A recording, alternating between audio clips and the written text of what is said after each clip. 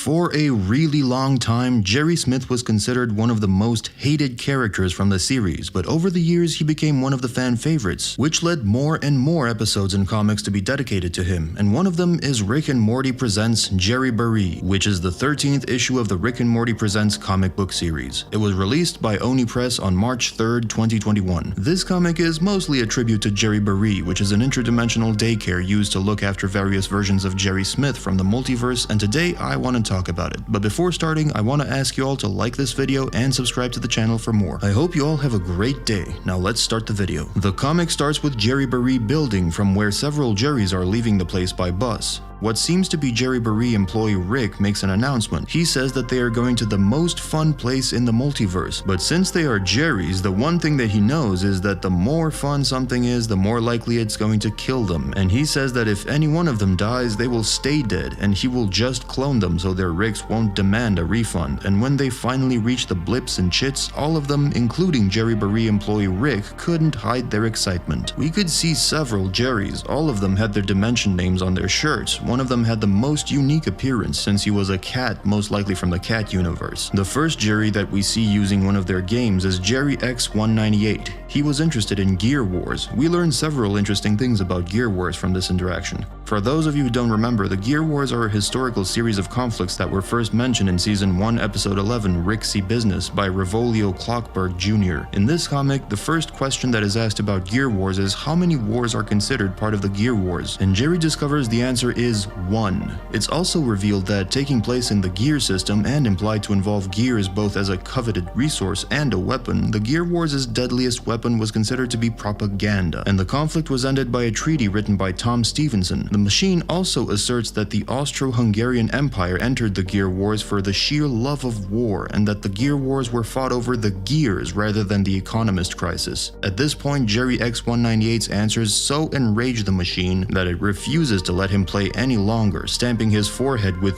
gearophobe and calling him a bigot. Personally, I really love this little scene. It really increased Rick and Morty's already massive world building. This is a scene that adds some surprising specificity to a conflict that has otherwise been deliberately obscured to us, but creates contradictions that carry dark implications of their own. Anyway, I plan on doing another video on this and other wars that happened in Rick and Morty, so stay tuned for that. Let's continue our chapter. After Gear Wars, Jerry goes to one very weird machine. Inside the machine, we can see one alien being who runs in circles while screaming to let him out. Jerry pushed the button, and the alien being is replaced by Jerry. An alien is free, but now Jerry is trapped inside of it. Fortunately for him, Jerry U-770 does exactly the same thing as him, and Jerry X-198 is replaced by him. The fact that he wins that game, his confidence rises, and in order to demonstrate his confidence, he goes to a sack to punch it, but it seems it's a different kind of sack. You have to comfort it instead of punching. Because of that, Jerry is labeled as a sick man. This saddens Jerry, and by accident he sits on a chair which is about Roy. I'm happy that this game appeared in this chapter. It was one of my favorite games when this place was first shown. Morty was able to live up until his 70s. However, we couldn't say the same about Jerry. He is very unlucky in that game and died pretty early. He's fed up with his constant unluckiness and goes to a fortune teller and asks her if she can tell him which game won't hurt him in any way, which is answered by the fortune teller that Logan will be there soon. Jerry is irritated since the answer had nothing to do with his question. The fortune teller keeps telling him how Logan will not be happy, and after Jerry calls her a stupid, useless, ugly machine, she replies to him by saying that Logan is about to beat him like a drum. Then we see Logan, who turns out to be the fortune teller's wife. He beats Jerry and leaves him crying. Then he is met by another Jerry, Jerry E210, who offers him to play grief counselor taxi since it is pretty uplifting. In that game, Jerry meets one ginger woman who goes to a funeral. In this conversation, we learn that this Jerry has lost his kids a couple years back. He explains how you will never really get over someone's death. It hits you like a ton of bricks. Then we see Jerry being depressed, who is helped by his wife and Rick.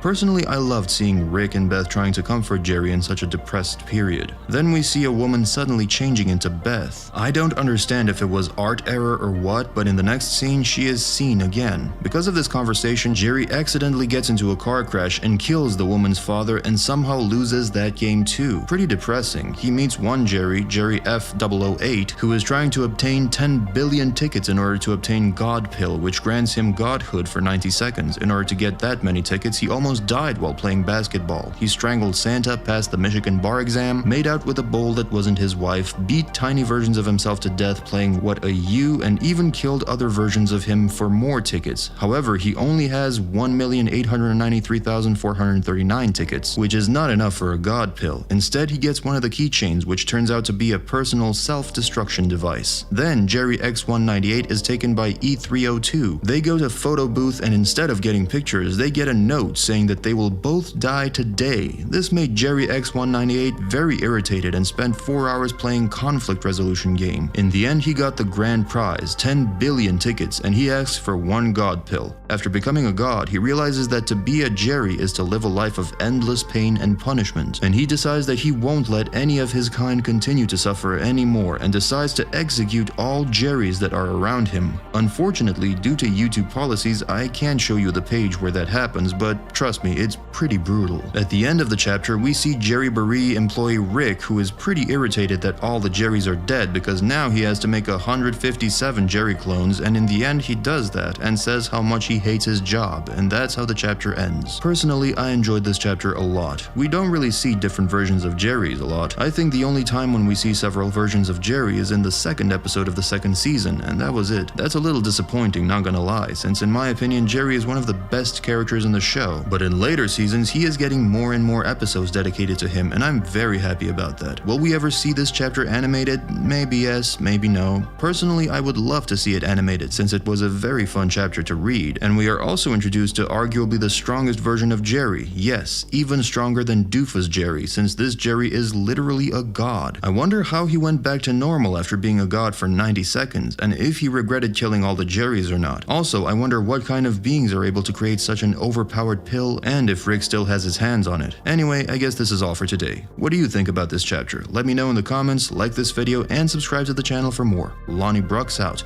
Bye.